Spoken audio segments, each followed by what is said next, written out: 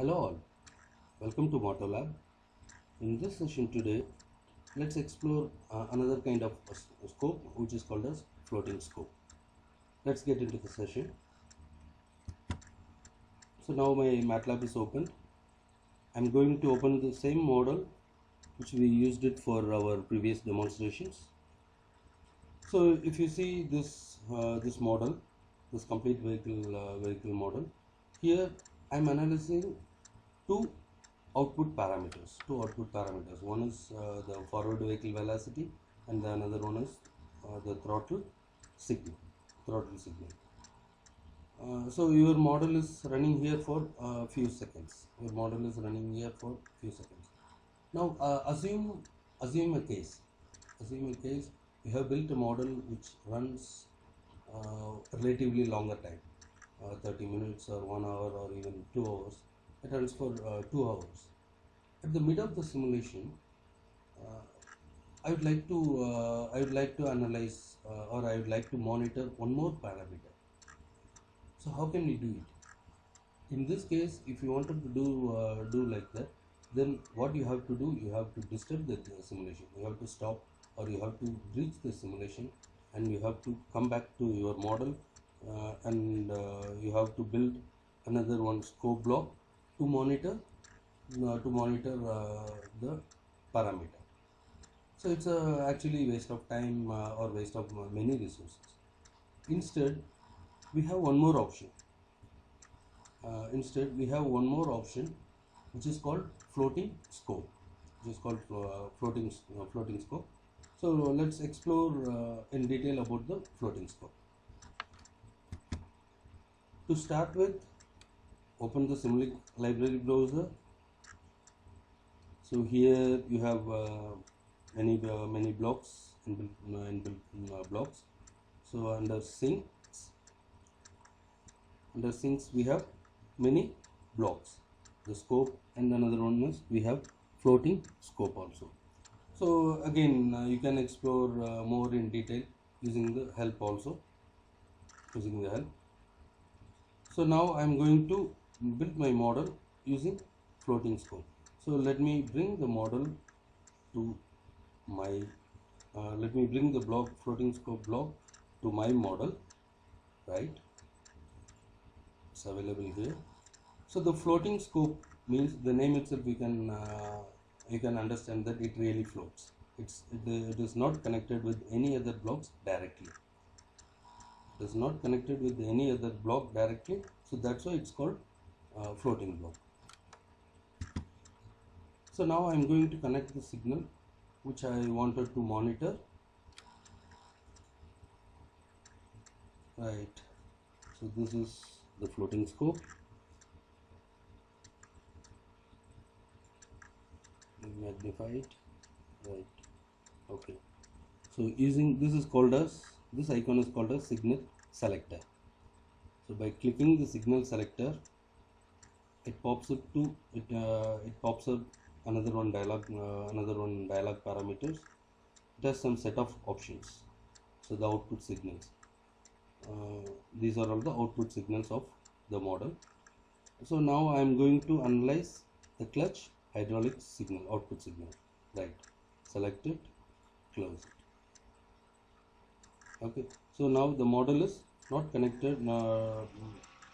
Virtually, it is not connected with any other blocks directly.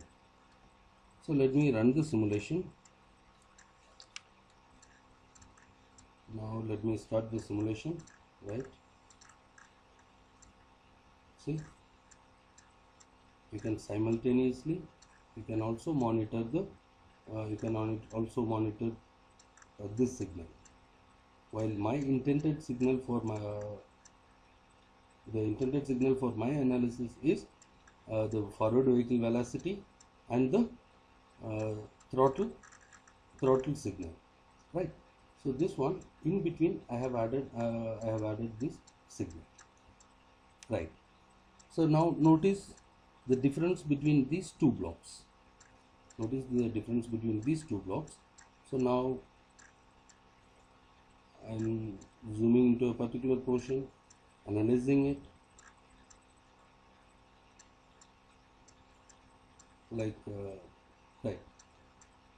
So the signal also throttle signal also, yes, I'm analyzing it, right. Okay, suppose if I wanted to do the same thing with the floating scope, see, I cannot do I cannot do those options.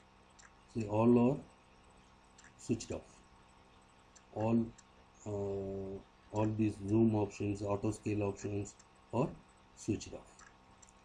Why? Because this using floating scope, you can only monitor the data dynamically. It does not store or it does not buffer the data in its memory. You can only dynamically you can monitor the signal. So that's the reason you cannot able to zoom it. That's the reason the zooming option is not provided here.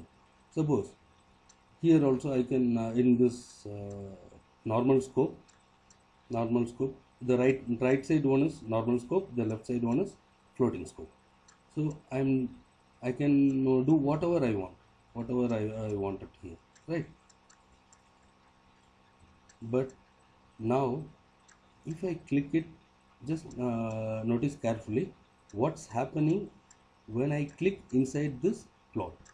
Now I am going to click inside this plot, so let me click it. Yes, the signal disappears. This is the reason. Why? Because it does not store any data. That's the reason it immediately disappears. So these are the basic differences between these two floating scope and normal scope. And at the same time, you should also notice one more thing, that both these blocks are mutually convertible. Means you can convert a floating scope into a normal scope, or a normal scope into floating scope. See, all the icons are same. All the icons are same. But one condition, either or. You have to use it either a floating scope or a normal scope. So now let me convert this floating scope into a normal scope. Okay, so let me switch off this floating icon. Right, see, you can notice it. You can notice here input port appears here. So now I am going to connect it like a normal scope. So let me connect this one.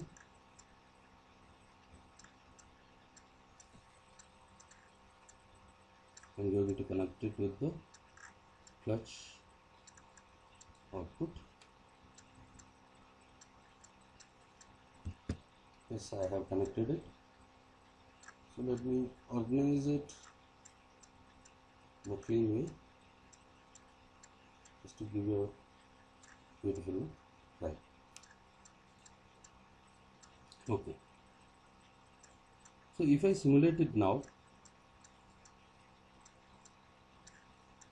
if I simulate my model now, this block, this floating scope can function like just like a normal scope.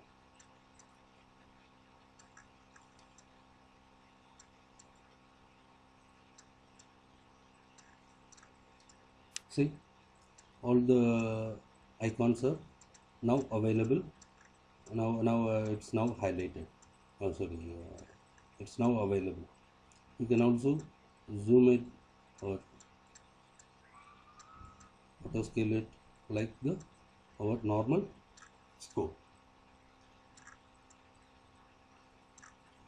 The moment I change it to the floating scope, you can notice the connection automatically disappears. Right. I hope you understood some basics about what are the differences between first of all what is the floating scope, and what are the differences between the normal scope and floating scope. Okay, so in next session, let us explore in detail about this icon. This icon is called as signal selector. So our next session will be about the signal selector. Okay, so this is sufficient for this session. Thanks for watching. Thank you.